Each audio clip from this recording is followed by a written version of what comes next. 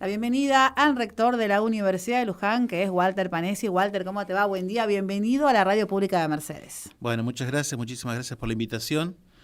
La verdad que para mí es siempre un placer estar aquí en Mercedes dialogando con la gente, con el pueblo, con ustedes. Bueno, la UNLU, que ya 52 años, Walter, y uno piensa la cantidad de generaciones de gente que ha pasado, de que hoy serán de alumnos, pasaron a ser estudiantes, y en el momento contexto que nos ubica en la República Argentina hoy, que salimos todos a defender la educación pública.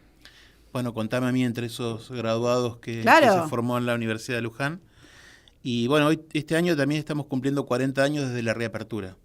La Universidad Nacional de Luján fue la única universidad cerrada del país en época de dictadura y fue reabierta en 1984 por el presidente Raúl Alfonsín. Uh-huh. Así que en julio estamos cumpliendo 40 años, vamos a festejar esos 40 años desde la reapertura, si es que estamos abiertos. Sí, estamos todavía abiertos.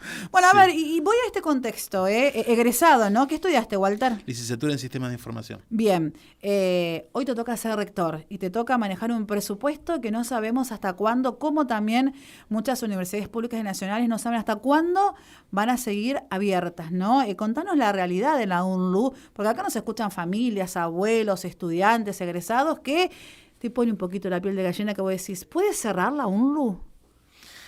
Bueno, la verdad que la situación que se está viviendo realmente dramática. ¿Sí? La situación siempre, digamos, o al revés, lo voy a contar diferente.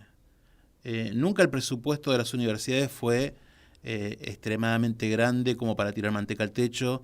Siempre las cuentas de la universidad estuvieron bien ajustadas, tratando de medir en lo que se invierte, cómo se gasta el presupuesto.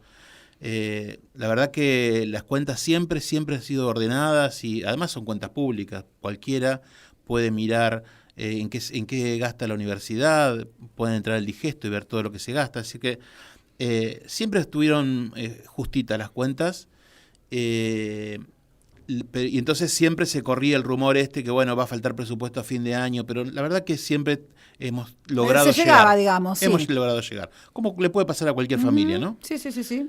Entonces pareciera que esto es un poco más de lo mismo de lo que siempre pasó, pero la verdad que no es así.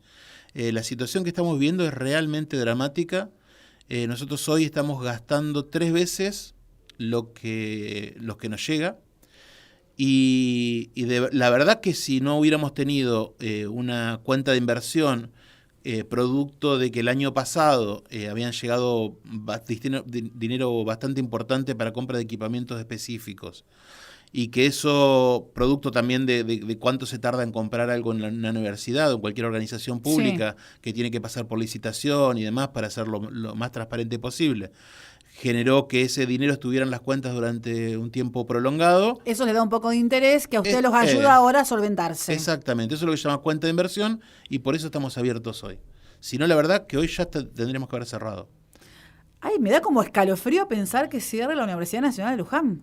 Sí, la verdad que... A ver, ¿cómo tenemos cantidad de alumnado, cantidad de profesores, personal docente, no docente? ¿Cómo se constituye la casa de estudios? Bueno, tenemos 6 sedes. ¿Sí? Una sede en Luján, que es la sede central. Sí. Después tenemos una sede en Chivilcoy, una sede en Campana, en San Miguel, en San Fernando y una en Capital Federal. Bien. ¿Cantidad de carreras? Tenemos 3 ingenierías, 17 licenciaturas, 8 profesorados y tenemos 3 tecnicaturas. Bien. Tenemos 35.000 alumnos. 35.000 alumnos hoy tiene actualmente la UNLU. Tenemos 3.000 docentes y 800 no docentes, más o menos. Ahora, me imagino a la gente que está en la mitad de una carrera, que vos decís, bueno, llegué a la mitad. O los que están arrancando, que vos decís, llegamos, no llegamos, el que está a la mitad, el que le falta un año, el que le falta la tesis, el que le falta el trabajo final, que vos decís, pucha, ¿qué hacemos si cierra? Porque también esto te cambia todo el contexto tuyo, tu etapa profesional, tu etapa de formación, ¿no es cierto?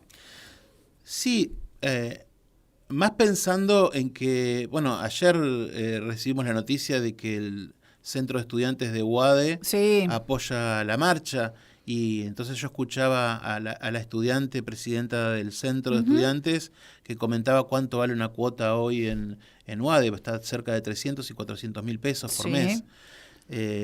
Esto en realidad significa que si lo trasladamos a cualquier sueldo de cualquier empleado, hoy un estudiante no podría provenir de una familia trabajadora para estudiar en la universidad privada. Y la universidad pública siempre fue un refugio desde 1949, 48, cuando Perón decreta la gratuidad del sistema universitario público argentino. Ha sido un refugio para todas las clases trabajadoras, para que las universidades se llenen de hijos de obreros y eso es lo que nos permitió crecer a todos nosotros. Y aparte la oportunidad de aprendizaje, como vos decís, hoy no se un sueldo como un medio, o vivís o mandás a un chico a una universidad privada, que mucha gente lo puede hacer, bienvenido sea, pero la mayoría hoy, en el contexto que tenemos en Argentina, no puede hacer. Y lo más lindo es que se egrese un chico, un profesional de clase trabajadora, ¿no? De que vaya, que aparte de la universidad pública tiene buenos profesores, es de calidad, y es lo que te permite la igualdad entre todos. Sí, de hecho, todavía seguimos teniendo en nuestras graduaciones mayoría de primeras generaciones de graduados. Eso implica una movilidad social ascendente muy, pero muy importante. A mí hay muchas cosas que se dicen y sí, la verdad que estamos sintiendo un ataque constante. Creo que en parte tiene que ver con que las universidades hoy gozamos de cierto prestigio, creo que muy bien justificado. Creo que el 60% de la población cree y confía en las universidades públicas argentinas y estamos muy bien rankeadas. Entonces estamos sintiendo una erosión constante con el tema del adoctrinamiento, con el tema de la gratuidad, que no es gratis. Y yo quiero ser claro en esto. Cuando nosotros decimos que la universidad es gratuita, la universidad no es gratuita y eso está claro. Ahora la pregunta es ¿por qué no es gratis? ¿Qué es lo que significa que no sea gratis? Bueno, en parte, una de las excusas que se da, o de las razones, es que alguien la tiene que pagar, y eso es cierto. El Estado Nacional el que financia los fondos o financia las universidades el Tesoro públicas. Nacional financia las universidades. Ahora, tampoco es cierto que sea gratuita, porque el estudiante, cuando estudia en una universidad, si bien no paga absolutamente nada, sí tiene que pagar su comida, sí tiene que pagar su transporte, sí tiene que pagar su medio de sustentación, sus apuntes.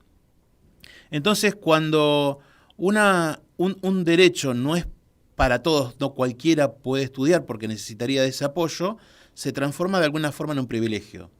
¿Cómo pasa entonces ese privilegio a ser un derecho? Por el aporte del Estado. De nuevo, el Estado, con las becas Manuel Belgrano, con las becas estratégicas, sustenta a aquella familia que le falta incluso ese pedacito para llegar. De hecho, nosotros, parte de nuestros recursos de gasto de funcionamiento, también los damos en becas. Que hay becas de diferente nivel. Con lo cual, tratamos, entre todo el Estado, de hacer que ese privilegio sea realmente un derecho y que lo puedan aportar todos. Y eso ha sido la cultura de nuestro país durante muchísimos años. Nosotros cuando tenemos oportunidad de hablar con gente del exterior y contamos de qué se trata nuestro sistema público, se admiran, es un orgullo para Argentina.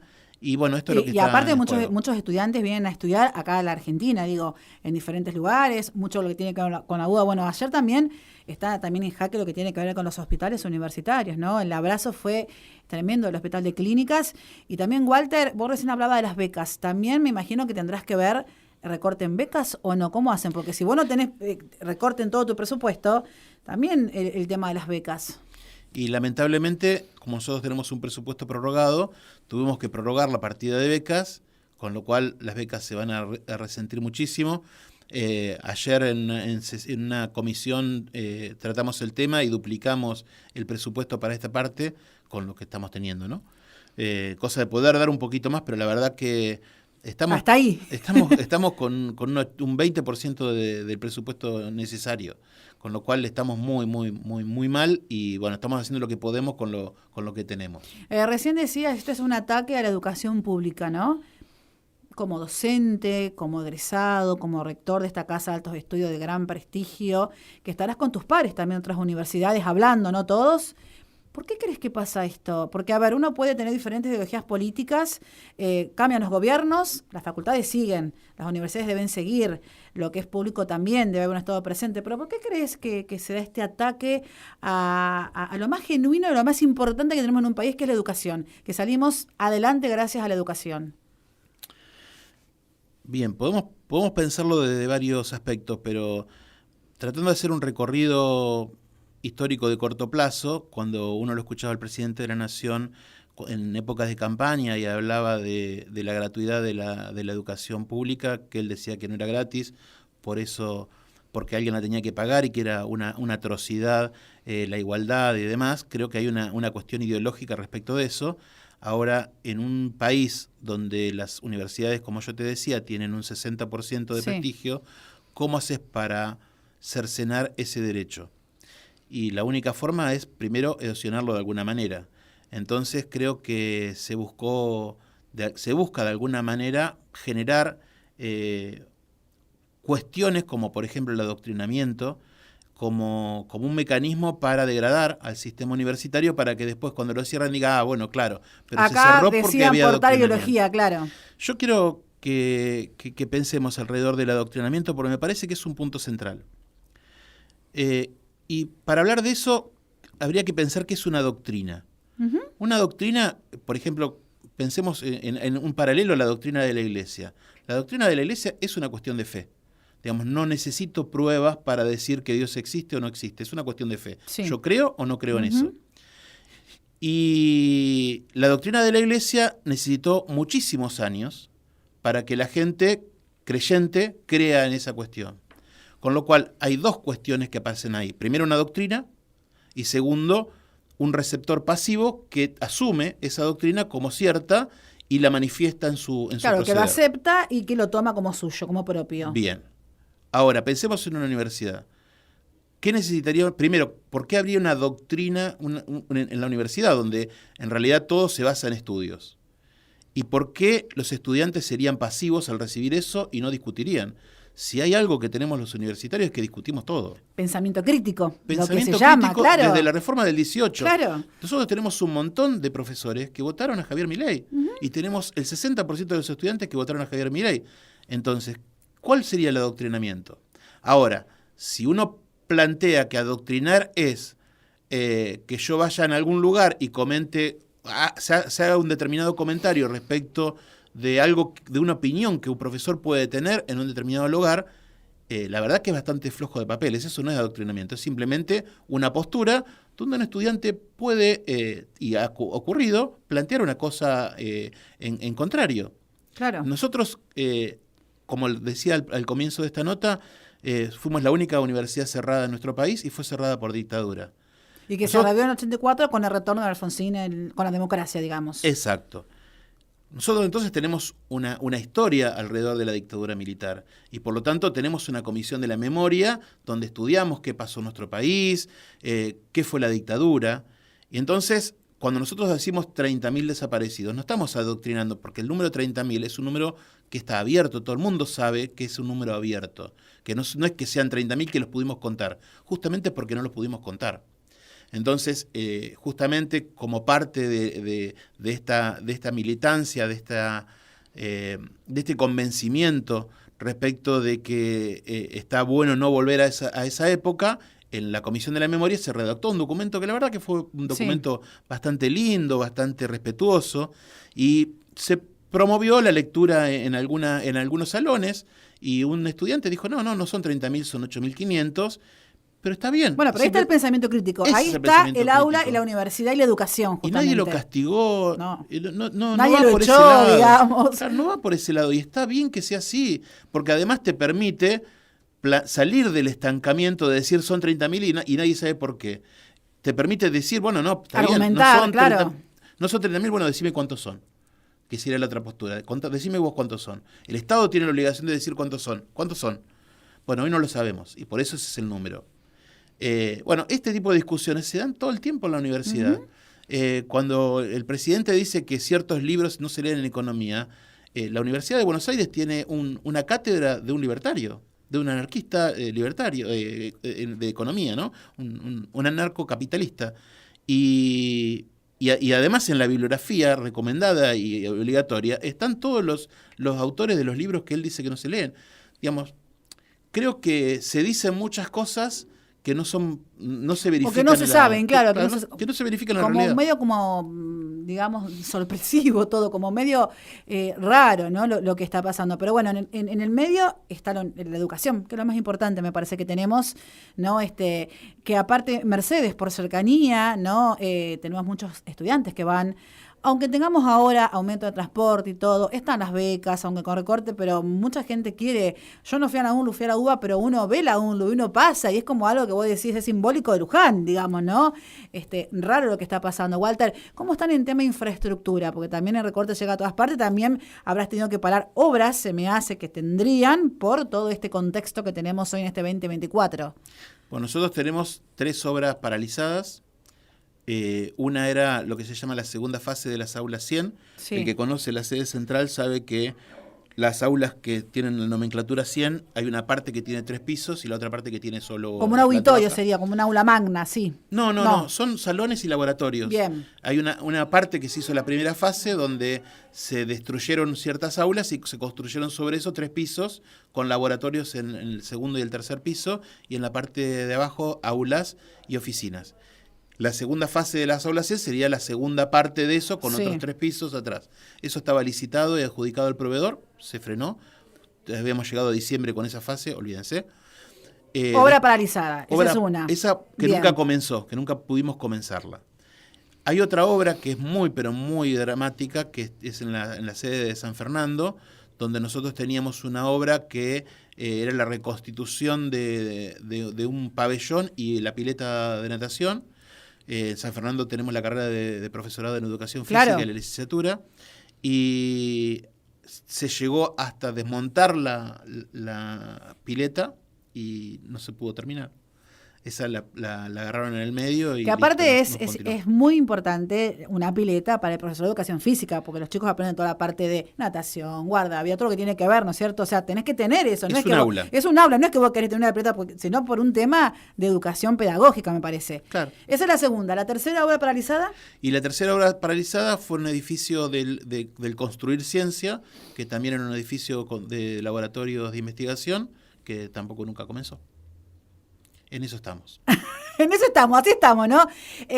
Walter, la verdad que un placer tenerte, te vamos a invitar más seguido, te vamos a llamar por teléfono porque estás con una agenda complicada, pero sí invitar a toda la gente a que se sume a esta gran marcha federal el próximo 23, el próximo martes, que arranca toda la hora 15 me parece, y después hasta terminar en el Congreso. A ver, yo hoy lo contaba temprano, ayer el gobierno sale a decir a última hora de la noche, en el prime time de la televisión argentina, de que se había acordado, digamos, un aumento del presupuesto universitario, y esto es como que es un anuncio del gobierno, porque salió a hablar la cuestión universitaria, que esto no es cierto, que no se sabe absolutamente nada. ¿Vos qué información tenés con respecto a eso? Para ser claros, como vos que sos rector de una universidad.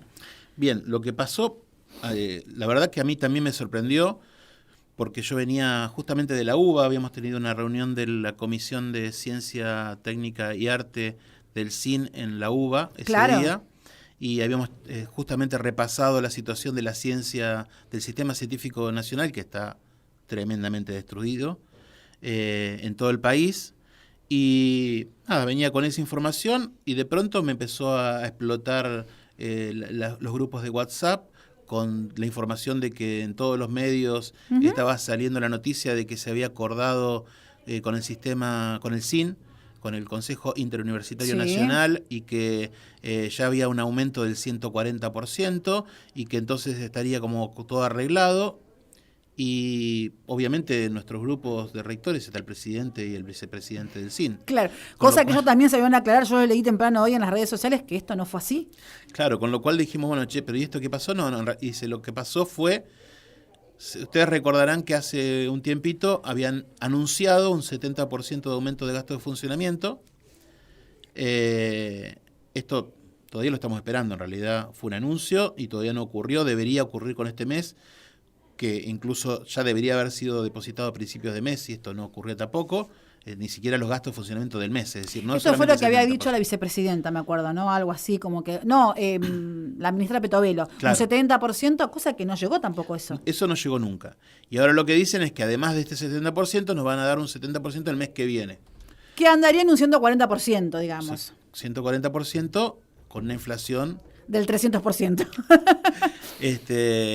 Con lo cual, pero además están anunciando como un acuerdo cuando el acuerdo nunca existió. En realidad, también está pasando esto en paritaria. En paritarias, para la gente que no entiende qué es una paritaria, se juntan los pares, se llama paritarias porque está la parte trabajadora y la parte empresarial, patronal. claro. En eso se discute y se ponen de acuerdo no solamente sobre sueldos, sino sobre condiciones de trabajo, sobre calidad de trabajo y demás. En los acuerdos paritarios se discute, yo te ofrezco tanto, vos me decís que sí, que no, y en función de eso después se hace un acta acuerdo. Desde que comenzó este gobierno, en realidad se entiende como que el acta paritaria es, voy, te digo, te voy a dar tanto y me voy. O sea, como un decreto. Una especie de Una cuento. especie de decreto. Te doy el 8, listo, me voy. Y esto pasó más o menos lo mismo, es decir, no es un acuerdo. Nos dijeron, te doy 70 a partir del mes que viene. Que no llegó, ahora se anunció esto anoche, que tampoco llegó. O sea, solamente fue un anuncio del gobierno. Eso no está ni firmado el 140. Bueno, en definitiva, creo que lo que va a terminar ocurriendo es que el 24, después de la marcha, vamos a tener el Consejo Universitario, el Comité Ejecutivo del Consejo Universitario, vamos a tener una charla con la Subsecretaría y la Secretaría de Educación, y seguramente estará la ministra, donde charlaremos y explicaremos. Yo, la verdad que creo que a esta altura, creo que es desconocimiento del sistema.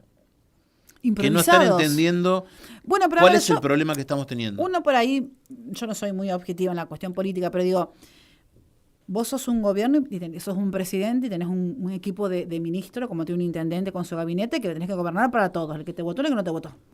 Digo, en educación y en salud hay cosas que es donde más tenés que tener conocimiento, me parece.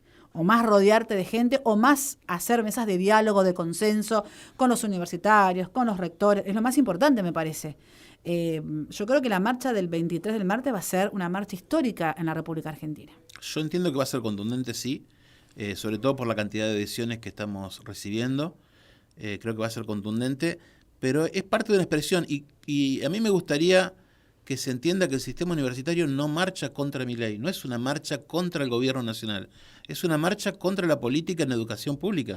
Simplemente eso, para que se entienda que la educación pública en Argentina siempre fue y siempre debería ser una política de Estado que se cuide, porque es un valor enorme.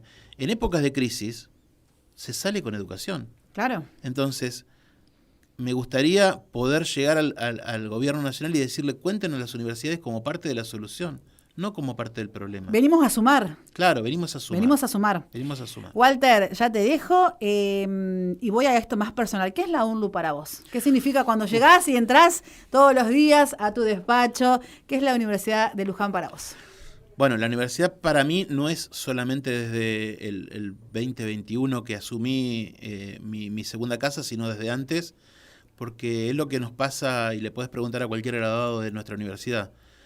Para nosotros es nuestra segunda casa, es el lugar que nos acogió, que nos dio una oportunidad de crecer económicamente, socialmente, de entender la vida de una determinada manera, de poder discernir, ser críticos ante las situaciones.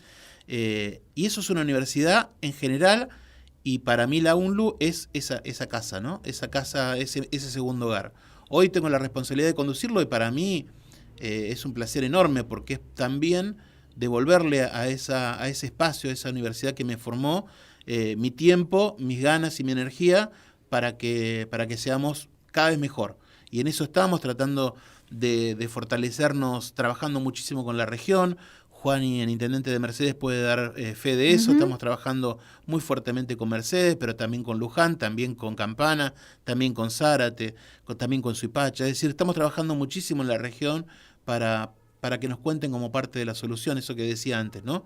Tenemos muchos, lo que nosotros llamamos proyectos de extensión, que es la forma que la universidad tiene de trabajar en la problemática regional, y que eso también nutre y por eso no queremos que deje de ocurrir, es la extensión también nutre a la universidad para que nosotros pensemos los problemas que tenemos en la región. Porque si no, los investigadores solo pensaríamos en las cosas que le importa al primer mundo. Claro. Porque los papers se escriben en inglés. Sí. Entonces, la forma que nosotros tenemos de investigar lo que pasa en la región es justamente involucrarnos en la región. Y salir al campo. Salir, que la universidad salga a la calle, Exacto. que llegue, ¿no es cierto? Walter, agradecerte, invitar a todos a que se sumen a la marcha federal. Como vos decís, no es en contra de, es en defensa de la educación pública. Exacto, los esperamos a todo el 23. Gracias, Walter. Muchísimas gracias a ustedes por la invitación. Walter Panesi, rector de la UNO, en exclusiva con la radio pública. Seguimos.